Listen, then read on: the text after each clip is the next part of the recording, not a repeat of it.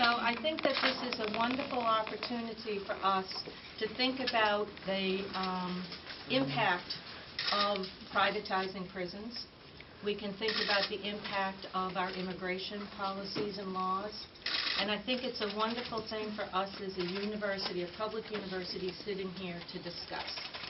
So you had asked for certain things, and so we'll talk about those. Yep. I'd love to have a dialogue with people. I'd love to have it an open dialogue. I'd like to have some people from some of our programs there. We have a wonderful program in criminal justice. We have a wonderful program in social work. Some of you may be members of those programs. A wonderful program in nursing. These are all things that impact these areas that you're interested in discussing, and we'll see about having those folks there too.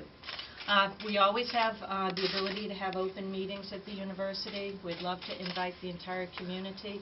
I'm especially interested, however, in hearing from our students. That's really who I would imagine that this would be the right forum to have, and that's who I encourage to come.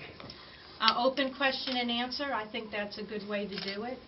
You know, I don't know all the answers. I don't know everything about this company. I do know that there are some things that have been discussed that may not be true, that can be pointed to timelines, things like that. So we could do that. Well, pardon?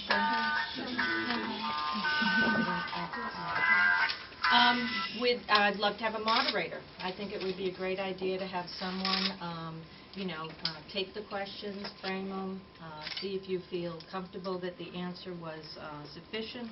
Would you allow us to approve the moderator? That was the initial Well, question. let's why don't you propose some moderators to Professor Lanning, and you know, and we'll come to a mutual decision. So Professor Lanning can decide? Pardon? Can Professor Lanning decide the moderator? He could work with you on that. Let's all work together. Yeah. And yes, he told me that if we don't discuss this, he does not want to work for me.